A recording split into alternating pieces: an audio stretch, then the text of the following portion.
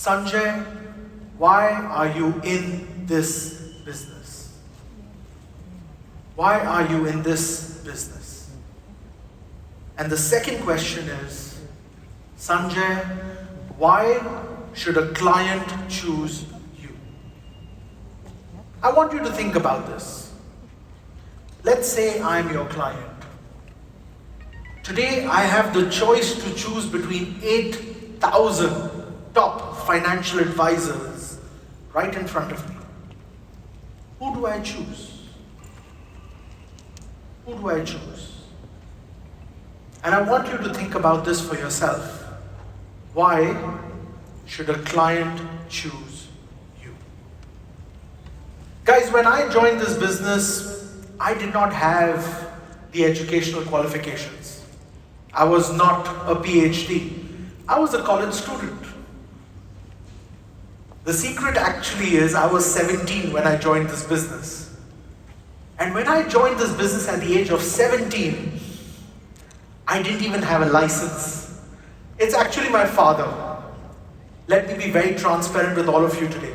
I'm going to roll up my sleeves and give you all the secrets on what I've done.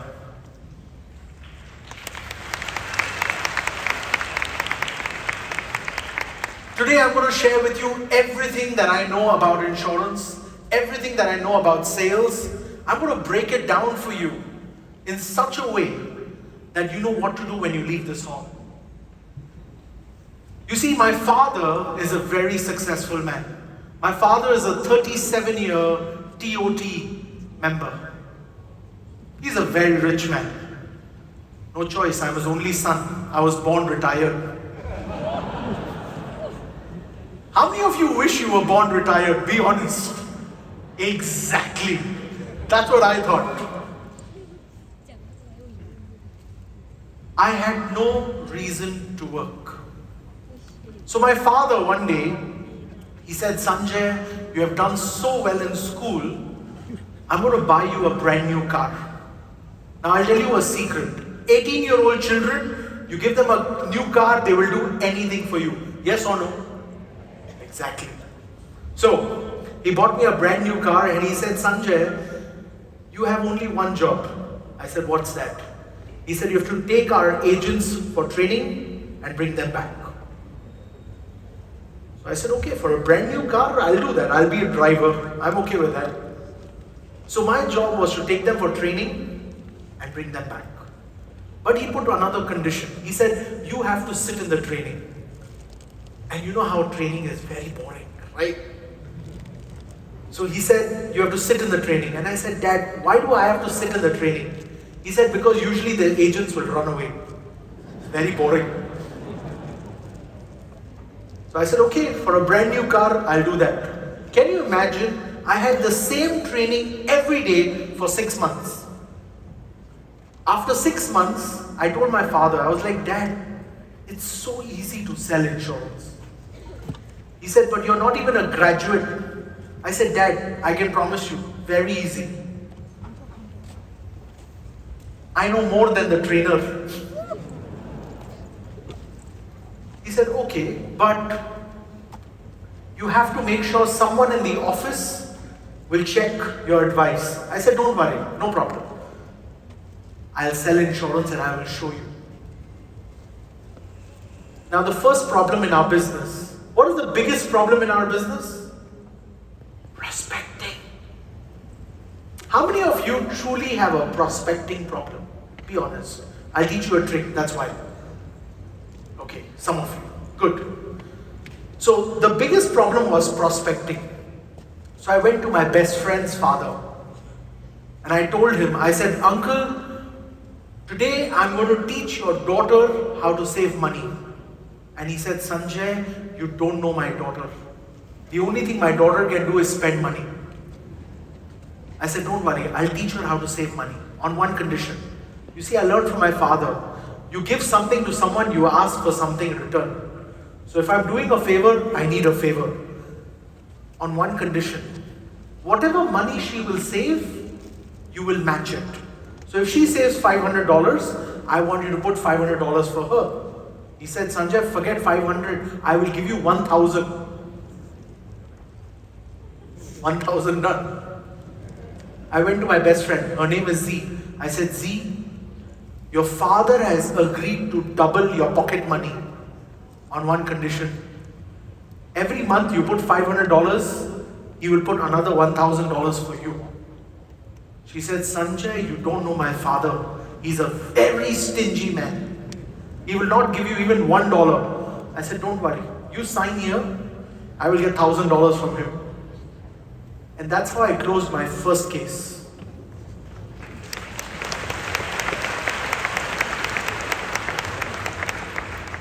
In my first year, I closed 60 cases, all my classmates. Now, first year I got my MDRT, very easy. How do you do it again? Because now all my classmates are still the same, correct or not? So I went back to the father. I said, Uncle, we have a retirement plan for your daughter. You don't have a retirement plan. For her, we are saving 1,500. For you, we should at least save 3,000. Correct or not? So in my second year, I closed 180 cases and I got my COT.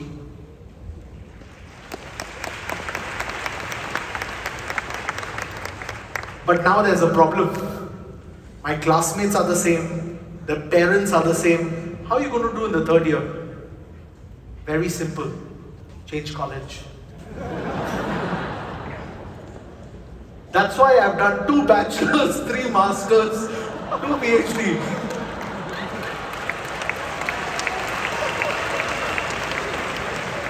So for all those of you who have a prospecting problem, what do you need to do? Go back to college. When I joined this business, one of the most important things that I want you to remember, and these were 4 rules that my father gave me. So I'm going to share these 4 rules with you. So if you're a manager or you're an advisor, these are 4 rules that I want you to follow because they truly work. Rule number 1, don't work. I know you're looking at me with a blank face because when my father told me the same thing, don't work, I was like, huh? Don't work? Who says don't work? He said, Sanjay, work is stressful. This business is about giving advice. It is a natural feeling for all of us to become advisors. Think about it. During COVID, all of you became COVID advisors? Yes or no? On WhatsApp, you were sending WhatsApp messages, drink hot water, drink honey. We all are natural advisors. Financial advice should become a part of your personality. If it becomes a part of your personality, it is never work. It's something we love to do anyways. We love to give medical advice. We love to give advice for where to go and travel. We love to give advice on what to eat. If I ask you right now, which is your favorite Chinese restaurant? Which restaurant would you advise me to go to? All of you will give me an answer, yes or no. And the fact is, we as human beings love to give advice even if we are not asked for it. Correct or not? So make it a natural part of your personality. So don't work. Give advice. You just enjoy it because you like it anyways. Rule number 1, don't work. Rule number 2, every day meet people you like. Every day meet people you like. Think about it. How many of us get Monday blues? On Monday we're like, oh my God, I have to go to work. Oh my God, I have to meet that client. If you're getting a phone call and you look at the number and you say, oh my God, he called again. That's a client you don't want. That's a client you don't want. Every day, meet people you like. Because if you meet people you like, it's not work. It's fun. Why do you like Saturday and Sunday? Because you're meeting people you like. That's a fact. So, why can't every day be Sunday? Only one way to do that. Meet people you like. So make that a habit. Every day, I meet people I like. If I don't like you, do I care if you die? No. If I don't like you, do I care if you fall sick? No. Let's be honest. Guys, there's no client here, just you and me. Right? Let's be honest to each other. We only care about people we like. And that's a fact. Human nature. Rule number 3. Give your best advice to anybody and everybody. Give your best advice to anybody and everybody. Think about it. Today, I don't know most of you, but I'm going to give you my best advice. For a very simple reason, I am a born advisor. That's my job. It's my personality to give good advice. Keep one thing in mind, guys. If you keep giving good advice, sales is a byproduct. Sales is a byproduct of good advice. The question is, are you giving your best advice? So, learn to give your best advice to anybody and everybody. If you're sitting in a Grab, you have a Grab driver, give good advice. You meet someone in the aircraft, give good advice. You meet someone in a restaurant, in a bar, give good advice. Anyone you meet, learn to give good advice. Because the quality of your advice will affect your sales. So that's rule number 3. Rule number 4. Don't worry about the results. And I was looking at Dad. I said, Dad, if I don't worry about the results, then why you make me set a target? Right or not? He said, Sanjay, when you are desperate for sales, your clients can see it. Your clients are very smart. They can see into your eyes and know how hungry you are for sales. And the reason is because you don't have the results. I said, but Dad, how can I not worry about the results? He said, Sanjay, you have only one job. You only have one job, giving advice. Your job is to give that advice every day to 10 people. Every day, give advice to 10 people. If you're meeting 10 people every day, and even if your closing ratio is only 10%, not 20, not 30, not 50, 10%, you will still close one case every day? Yes or no? So, the problem is not the result. The problem is lack of activity. The problem is not the result. The problem is lack of activity. So, if you care about the results, you're stressed. Think about it. If a client doesn't buy from you, right? If a client doesn't buy from you, what difference does it make? Is it your family? No. Is it your children? No. Is it your future? No. Why do you care? If they don't care about their children, why do you care? I'll tell you why. Because this client doesn't buy, no commission this month. It's lack of activity. It's not the lack of sales. It's the lack of activity that makes you desperate. Keep this in mind. Now think about it. What's the worst thing that can happen? When you do give advice to a client, what's the worst thing that can happen? They will not buy. That's it. Correct? So what? Move on. Let me ask all of you this question. If a client doesn't buy today, they buy after 1 year, what will happen?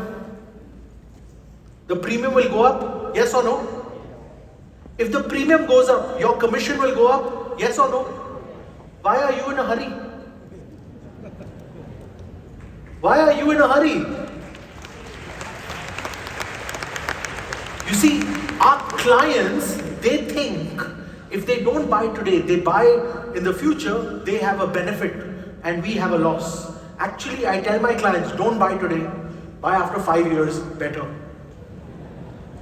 The older you are, the more money I make. Yes or no? Why are you in a hurry? Because if this client don't buy, no commission. That's why.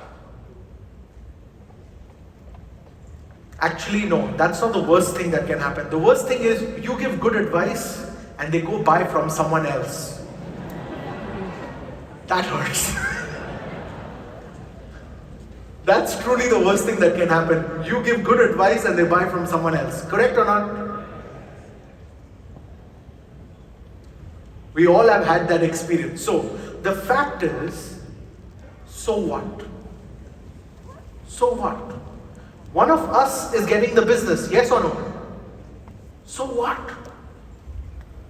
See, our industry, our profession grows. Whether they buy from me or they buy from someone else, our business will grow. Because it could be possible you give advice to someone and they buy from me. So what? We as a profession will grow.